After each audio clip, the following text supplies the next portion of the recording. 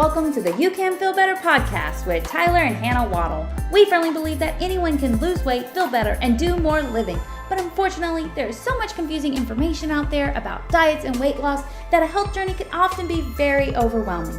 That's why we created this podcast to share health tips, tricks, and facts to help simplify, explain, and dive into a variety of health and wellness information. Welcome to Quick Tip Tuesday. Hannah Waddle here. The tip today is about headaches, how to reduce or get rid of headaches. And if you've ever suffered from a headache, whether it's a nagging or a really intense, a throbbing one, or a migraine, you know how much headaches can affect your daily quality of life, affect making these activities, which are so easy, all of a sudden so hard, and it really can hurt what you're able to do, how you're able to interact with your family, how you're able to participate in activities, what you're willing to do. So let's talk about tips to reduce headaches. According to Cleveland Clinic, 75% of adults have had a headache in the past year. Now, when I read that, I was thinking, what are the 25% of adults doing that don't ever get a headache in a whole year? That must be amazing. I even still get headaches, and normally I could track it down to a lifestyle choice, something I ate, or dehydration, things like that. I can normally track it down, but I still get headaches throughout the year. So to go a whole year without a headache, I want to know what those 25% of adults are doing. But the fact that 75% of adults have had a headache in the past year means it's a pretty common issue, and it's a pretty common thing that people struggle with. So how can we reduce them? Well, first you kind of need to troubleshoot and see why are you getting the headaches, because if you don't know what the root cause is, you are not going to be able to fix it. My friend recently had her internet go out, and she did what most people would do and start troubleshooting. Start checking to see why things aren't working, call for help, talk to the technicians, and she wasn't able to get it fixed.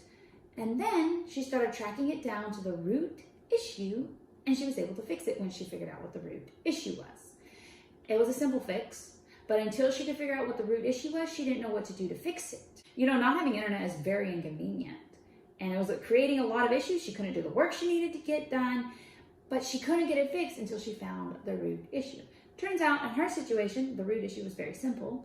The router box had been unplugged, simply needed to be plugged back in, and voila, she had internet. And I use that story to share that sometimes you might think you have a really big issue and you're having headaches all the time, but if you can find the root cause, it might be a lot easier to fix than you think. Now, I understand that sometimes it is not an easy fix. There are cases of genetics, trauma, tumor, medication, deeper issues, things like that. And not every single headache is an easy fix. But I would venture to guess that 80 to 90% of people experiencing headaches and migraines and things like that, if you could find the root cause, you can at least reduce them. Maybe you can't completely eliminate them, but at least reduce how often, how severe, and things like that. Now, this is just a list of several things so you can think about troubleshooting. Some of these things you might have already tried, or some of these things might not fit your particular situation, but this is kind of like a brainstorm. And then from this, you can take and think and see what would work for you and brainstorm from there what you want to try and troubleshoot. So the first one on the list is water. Dehydration causes a lot of headaches, I think more than we realize. So making sure you're hydrated, we like to recommend drinking about half your body weight in ounces at least. You kind of have to see what you specifically need, but that's like a general start from there and then see what your body needs. Another reason could be tight muscles. So maybe a massage, doing stretches, yoga, taking time just to relax. You know, when you're stressed, this neck area gets really tight and that can cause a headache and you think you're sick. Really, you're just stressed. Hormones are something else that can cause headaches. Now, you can't always avoid a hormonal headache, but there are things you can do to reduce or to moderate and kind of control so it's not out of control. You can prepare for it and things like that. So lots of ways that you can maybe help with a hormonal headache. Also, knowing if it's a hormonal headache helps you realize, okay, it's probably going to happen this time of the month and then it'll be gone after a few days, which helps you know if you've done everything you can with a hormonal headache. You might just have to deal with it and press on. So another one would be lack of sleep. Lack of sleep can cause a headache. So if you're not getting 7 hours a night, you need to work on trying to see where you can adjust things. I know it's not always possible to get 7 or more hours of sleep a night, but sleep is so important. can really help with headaches. Helps with weight loss too, but sleep is just so important. Lack of food could cause headaches. If you're not getting enough nutrition and your body isn't working properly, it's crying out, you could get a headache. Or the wrong types of food could give you a headache, but we'll get there. You could have a caffeine headache from too much caffeine, too little caffeine, and that's just stuff you have to play with your body and what your body needs, doesn't like, things like that. Smoking can cause headaches. Sometimes losing weight can help reduce headaches. It reduces stress on the body, and it reduces stress from being tired, from carrying around the extra weight. And then also it can reduce physical problems, which also stress the body. So losing weight can have a lot to do with reducing or even sometimes eliminating headaches. This one is a little simple, but it's kind of not always thought about. But if you are on the phone or the computer, blue light glasses are like magic when it comes to preventing headaches from being on the computer. I know I have to use them all the time, and it is a night and day difference. If I don't have my blue light glasses on, my eyes and my head start getting aggravated really fast. So first you want to make sure you have the right prescription if you aren't seeing 20/20, but also blue light screen glasses if you're on a phone or computer for anything during work, during play, anything. I highly suggest looking into that if you're struggling with headaches and don't already have that. Certain medicines can cause headaches. You have to be really careful here because I would never suggest you to just stop taking a medicine that a doctor has recommended. But maybe that's something you can troubleshoot with your doctor. Food additives, chemistry, nitrates, preservatives, all that can cause headaches. Organic or less processed would definitely be a great idea if you're dealing with headaches. I understand everyone can't do organic, but even if you're not able to do organic, maybe less processed. So instead of getting the packaged pre-made food, you're getting the vegetables and making it into a meal at your house.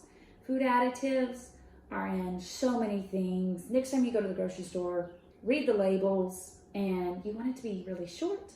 And if it's a really long food label, it starts making you wonder what's really in there. I always like to Google if there's a word on a food label that I don't know. I like to Google it. And it might not be 100% accurate, but it gives me a general idea of, is this really bad? Or is this really good? Or is this kind of in the middle? Kind of lets me know. So if there's ever a word that you don't know on a food label, pull out your phone, Google it, and just get a general idea if it's something you really want to be having in your body. But yes, food additives, MSG, nitrates, preservatives, that can be triggers for headaches. And then sometimes particular foods can cause headaches. And this is where I would suggest a cleanse. Now, normally, Tyler and I do not suggest 100% strict eating because that's just not maintainable. If it's not maintainable, you're not going to do it long term. If you don't do it long term, your health results will not be long term. So why even bother? So we don't normally suggest eating 100% clean just for practicality. But if you have been struggling with headaches, migraines for a long time, we would suggest possibly considering a cleanse. If you want more information of what a cleanse might look like, go to wattlehealthandfitness.com/free resources, and there's a cleanse guide that kind of walks you through it. I'm going to cover real quickly what a cleanse might look like, but again, that's wattlehealthandfitness.com/free resources. That's one word. And then there's a cleanse guide that goes into more detail. But the idea of a cleanse is to take out anything from your diet. Ideally 21 days, but I understand life is crazy and 21 days of perfect eating is not always possible. So even if you could just do 7 or 14 days, that would be helpful too. Pulling out anything from your diet that may possibly be causing you irritation, which is leading to headaches, migraines. And so the idea is that you're taking out anything. So the basics of no sugar, no additives, things like that. But also there's some foods that sometimes can be a trigger, like eggs. Eggs aren't necessarily a bad food, but if you are having leaky bowel syndrome or you're some reason reacting to the eggs, it can then become a bad food. So on this cleanse, the suggestion is to pull out a lot of things, and some of those things on the list you might think, that looks like a good piece of food. Well, maybe it is if you can digest it. But if you're not tolerating it well, then it's not a good food for you personally. So the idea of the cleanse, you pull out anything that could be causing irritations and triggering headaches. And then after 21 days or 7 or 14, whatever you can do, ideally 21, then you start slowly adding in one thing at a time. Because when you add one thing in at a time, now you know for sure how that exact food is triggering your body. Because if you put everything in at the same time, you don't know. Was it the milk? Was it the eggs? Was it the gluten? You don't know. So after you do the cleanse, then you just slowly start introducing food. And then you know what makes you feel good, what makes you feel bad, how much you can handle of it. You know, some people, they find if they get completely off gluten, that really helps them. Some people just need to moderate gluten. So you figure out what works for your body, and then from there you know what to do. And now sometimes, you know, maybe let's say lots of sugar triggers your headaches, but you're at a wedding and you want to celebrate, and then you just make the choice. Do I want the cake? And then I know I'll have a headache tomorrow. And sometimes it might be worth it so you can enjoy the moment. But if you know what triggers your headaches, then you have a plan of action and you have power so you can be controlling when you're getting the headaches. You know, if you know you have a really busy week coming up, it's going to be a vacation and you really don't want to have a headache, well, maybe that's the time where you really need to watch what you're eating. So I love the idea of a cleanse so that you can really know what your body needs, what it likes, what it doesn't like.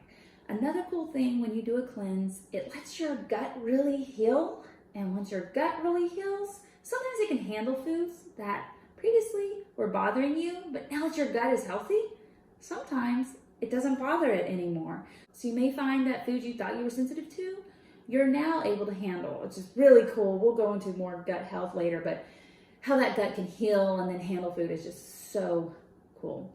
So those are just 12 areas that you can troubleshoot. The important thing when you have a long-term situation like headaches that keep coming back is to figure out what's causing them and then how you can prevent them and work your habits, your lifestyle, how you're eating, how you're exercising, work it so you can reduce or even in some cases eliminate some of the headaches you are experiencing. Thank you so much for joining us for Quick Tip Tuesday. Today we got to talk about tips for getting rid of headaches. I hope it helps you in your troubleshooting of your headaches, and I hope you can find some relief and reduction from headaches you are dealing with. We firmly believe that anyone can lose weight, feel better, and do more living. But unfortunately, there is so much confusing information out there about diets and weight loss that a health journey can often be very overwhelming. That's why we created this podcast to share health tips, tricks, and facts to help simplify, explain, and dive into a variety of health and wellness information.